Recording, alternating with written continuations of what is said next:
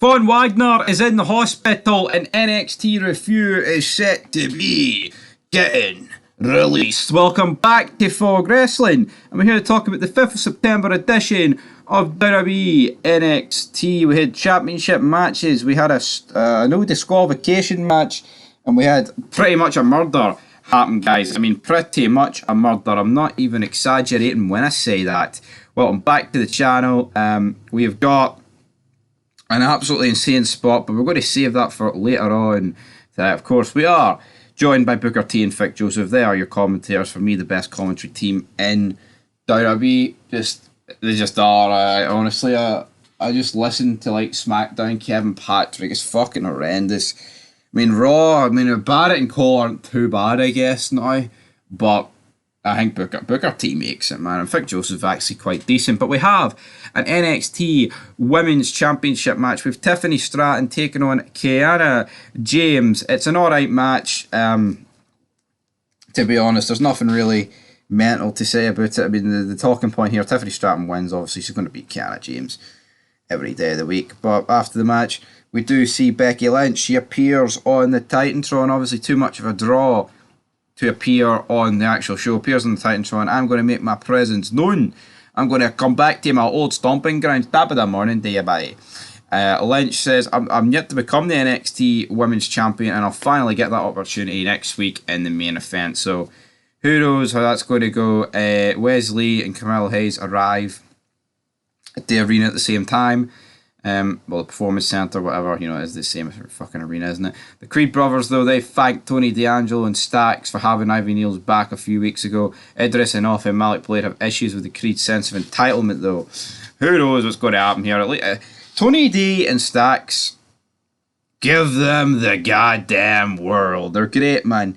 Cannot dispute how good these guys are. We've got a second match, though. We've got Dragunov taking on Ora Menza.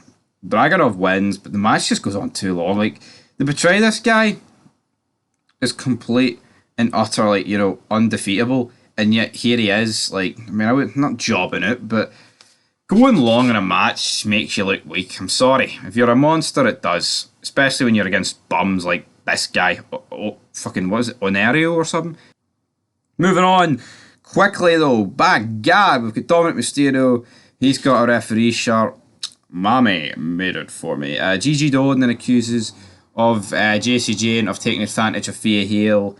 Blair Davenport joins the conversation.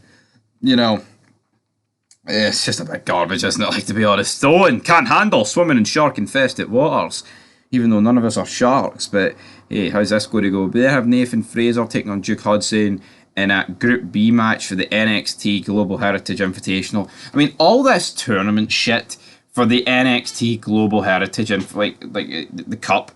Who cares? Honestly, man. As I take a drink of my strawberry and kiwi water. I mean, probably could do without the kiwi, but you know what? I'll take it. I'll take it every day of the week. But for me, it's not needed. Nathan Fraser does win, so what? It's 2-1 now. It's just a lot of matches, right? It's just a lot of fucking garbage, to be perfectly honest, for me. And the Chase University deserve better, right? Make no mistake about it, they really do deserve better. You know, we have a promo backstage. The Diamond Mine Dojo, Anguilla, and the Tanglager, oh, amigo. I don't care. Kiana James is raging backstage because she lost the thing. Then we have like a brawl. Who knows what's going to happen here? We then have Baron Corbin. He says, I'm not really buying the big Braun Breaker's the alpha male of NXT, and he doesn't get Wagner's fascination with tables. Corbin doesn't care who wins the match, but he will be doing commentary during it. Tiffany Stratton then refuses to do an interview with Kelly. Big Kelly. It's not Kelly, but it's a Kelly nonetheless. We then have Tyler Bate taking on Dabo Kato. Tyler Bate wins. This guy's just a fucking bum. I fucking hate the look of him, and that's all I'm really going to say. Eli Dragunov comes back and says, "Why are you lying to your best friend, man? Trick Williams, you got to stop lying to your best friend, or, you know, stop lying to yourself, I say." Don't know why I'm doing a wee Mexican accent when the guy's clearly not Mexican. He's more like Serbian or something, whatever he is. Hey, Serbian, this is power, amigo. You want to go one-on-one with the great one? Hey. Let's go. Let's party tonight. On this day, I just can't get enough. Anyway, we've got Dragon Lee against Mustafa Ali. The winner of this match will take on Dominic Mysterio for the North American Championship at WWE No Mercy. Damn, I had no mercy on my soul. Yeah, Mysterio does make a fast count here. He gets decked in the process. Mustafa Ali wins. We then get a Von Wagner thing yet happening backstage.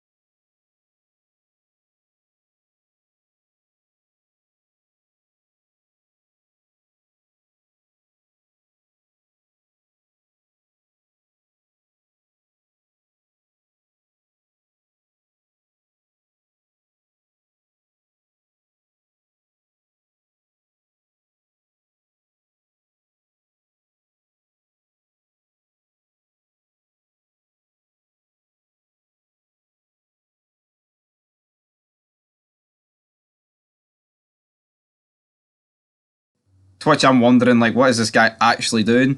We then have Dara Brooke. She's a problem with Kalina Jordan taking advice from Alaya Valkyrie. Who knows? We've lost Laferia, so also causing a bit of beef backstage with the family.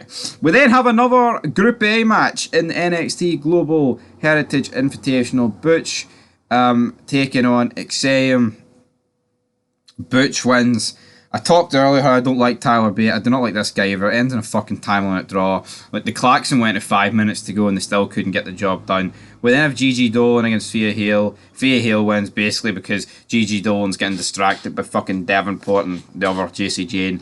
But then we have our main event of the evening. We've got Braun Breaker versus Von Wagner. This is a really good no disqualification match, and then it ends with Breaker smashing Wagner's head to close the show, and we had to go to black because it was that damn bad. Braun Breaker did win via pinfall, but a good match nonetheless, guys, but he absolutely crushed his skull. And for anybody who cares, right, we're not about Von Wagner, but the updated NXT Global Heritage Invitational standings are Group A, Butch has got 3 points, 101. XM's got 1.001. Tyler Bates got 0 points. He's not even had a fucking match. Charlie Dempsey's got 0 points. He's just lost. Joe Coffey's in Group B. He's got a win. He's got 2 points. Nathan Fraser's 1-1, 2 points. Duke Hudson 1-1. Akira Tosawa is getting beat. He's got no points. I mean, just listen to what I've read out there.